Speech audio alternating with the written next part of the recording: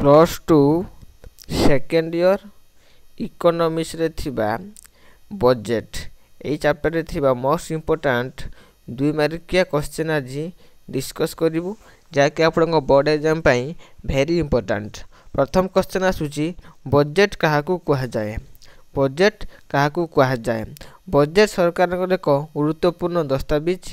यह सरकार आय व्ययर वार्षिक विवरणी। बजेट सरकार गोटे आर्थिक वर्षर प्राकलित आय और व्यय वार्षिक आर्थिक विवरणी। कौन ना ये गोटे वर्षर प्राकलित आय केते होउची एवं व्यय केते होउची तार एक आर्थिक विवरणी। संतुलन बजेट बा बैलेंस बजेट काहाकू कहा जाए।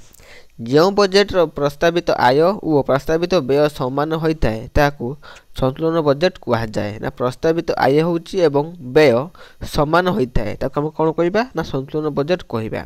यह अदरकारी सरकार व्यय को नियंत्रण करिथाए। यह अदरकारी सरकारी व्यय को नियंत्रण करिथाए। नेक्स्ट क्वेश्चन असमतुल बजेट बा अनबैलेंस बजेट काहाकू कहा जाए।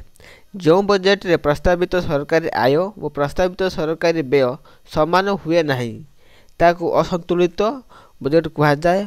असमतुल बजेट दुई प्रकार जता नियंत्रण बजेट और बलका बजेट। ए होची असमतुल बजेट दुई प्रकार नियंत्रण बजेट और बलका बजेट। एटा शॉर्ट क्वेश्चन आसे जे समतुल बजेट केते प्रकार।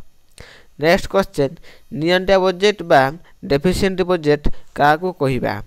बजेट अवधि मध्य जदि सरकार प्रस्तावित आय प्रस्तावित व्यय ठारू कम हुए ताकू नियंत्रण बजेट कहा जाए।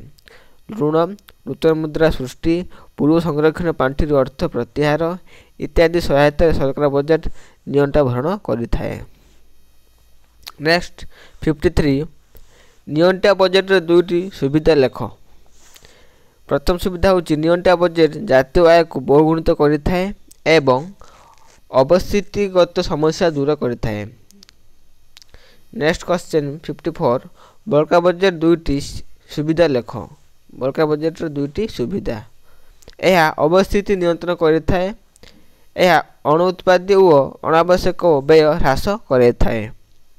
नेक्स्ट क्वेश्चन 55 बलका बजेट रे दुईटी दुर्गुण लेख। प्रथम आसुची यह देशर उत्पादन और नियोजन ह्रास करिथाए। यह क्रमशः राष्ट्र को अवस्थिति आड़क अग्रसर कराई। नेक्स्ट नियंत्रण बजेट रो दुईटी दुर्गुण लेख। नियंत्रण बजेट मुद्रास्फीति सृष्टि करिथाए। यह देशर ऋण भोज वृद्धि करे। 57 संविधान धारा 112 अनुसार प्रत्येक वर्ष एप्रिल मास केते तारीख रु केते तारीख पर्यंत भारत सरकार प्राकलित आय और व्ययर विवरणी पार्लियामेंट उपस्थापन करा जाए।